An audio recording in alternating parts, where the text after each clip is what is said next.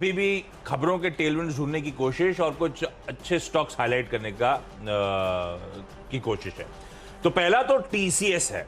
अब आईटी कल सबके रडार पे भी आ रहा था। जब बैंक्स में बहुत मैसिव आउट परफॉर्मेंस आया तो लगा कि अब धीरे धीरे आईटी की तरफ थोड़े से फ्लोज चैनलाइज होने चाहिए, क्योंकि आईटी को लेकर विजिबिलिटी ग्रोथ अलग अपनी जगह है ही सॉलिड तरीके से। देश की सबसे बड़ी आईटी कंपनी टीसीएस आपकी स्क्रीन पर, इसने इसको ऑर्डर मिला। दरअसल इनका कहने का तरीका हो गया कि एक स्ट्रेटेजिक पार्टनरशिप करी है इन्होंने। दरअसल पेमेंट्स कनाडा के साथ ये स्ट्रेटेजिक पार्टनरशिप है। पेमेंट्स कनाडा मतलब वहां का लार्जेस्ट पेमेंट ऑर्गेनाइजेशन है और उनके पेमेंट सिस्टम्स को, उनके पेमेंट ऑपरेशंस को ये कंपनी ट्रांसफॉर्म करती हुई नजर आएगी। तो उसमें मदद करने वाली है टीसीएस। तो टीसीएस को रखिए रडार पे। खबर का तड़का ऑफ आइस ट्रेड कर रहा है, अपने पीओ से अंडर परफॉर्म कर चुका है। और जब नैस्डैक लेड रैली थी, हालांकि नैस्डैक लेड रैली में एक ही स्टॉक ने सब कुछ मूड माहौल बदल दिया था, लेकिन फिर भी मुझे लगता है आईटी को रखिए थोड़ा सा रडार पे। बैंक से अगर थोड़े से चैनलाइज हुए फ्लोज तो आईटी थोड़ा सा स्वीट स्पॉट में आ सकता है। सोना बीएलडब्ल्यू प्रिसीजन फोर्जिंग्स, या कई लोग इसे सोना कॉमस्टार के नाम से जानते हैं, वो recently listed auto ancillary company.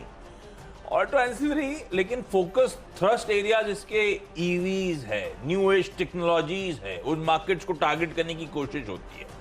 अब इन ईवी स्पेस को लेकर बड़ा अच्छा अपडेट आया था टेस्ला का वीकेंड पे। आपने अगर नोटिस करा हो तो टेस्ला ने 3.05 व्हीकल्स पिछले क्वार्टर प्रोड्यूस करी और 3,10,000 व्हीकल्स पिछले क्वार्टर बेची। कुछ एनालिस्ट के एक्सपेक्टेशंस के ऊपर, कुछ के नीचे, वो अलग कहानी। लेकिन ध्यान रखिए, इस तरह की सेल प्रोडक्शन आते हुए जब सप्लाई चेन चैलेंजेस थे, जब फैक्ट्री शट डाउन करनी पड़ी थी।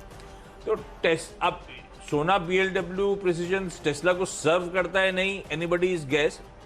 क्योंकि मैनेजमेंट से जब मैंने खुद चैनल पे पूछा था तो अपने स्पेसिफिक क्लाइंट डिस्क्लोजर्स नहीं देते, पर इंडस्ट्री में सब मानते हैं ईवी स्पेस में कई दिग्गजों को सोना बीएलडब्ल्यू केटर करती है और ईवीज अब धीरे धीरे बहुत अच्छा तूल पकड़ना है। तो रखिए स्टॉक को रडार पे। ओएनजीसी सिर्फ इसलिए मेंशन कर रहा हूं क्योंकि वापस, अच्छा सुबह जब आया मैं तो पहले तो 10 जगह रिफ्रेश करके क्रूड के भाव देखे, क्योंकि कल शाम को छोड़ के गया था मैं कच्चा तेल $103 पे। आज सुबह नजर आ रहा था $109-110 पे। तो दो जगहों से पूछा, भाई सब लोग चेक करके बताओ सही में इस तरह का उछाला है क्या। बेसिकली और रशिया पे और टाइटर सैंक्शंस की जो बात चल रही है, वहां पे सिविलियंस को मारा रशिया ने यूक्रेन में, फोर्स हो रहा है यूरोपियन नेशंस की हायर सैंक्शंस और एग्रेसिव सैंक्शंस लगाए, और वो सैंक्शंस अब ऑयल एंड गैस पे होने चाहिए। ये सब खबरों के बीच में हम देख रहे हैं क्रूड में वापस उबाल आता हुआ। तो ओएनजीसी सेंटिमेंट पॉजिटिव हो जाता है, सिर्फ इसीलिए मैं एक्सपेक्ट कर रहा हूं आज शायद इन ग्रीन ये स्टॉक कामकाज करता हुआ नजर आए। हाँ, वो एनजीसी में तो खैर मूव आना चाहिए, रिजल्ट बहुत अच्छे आएंगे।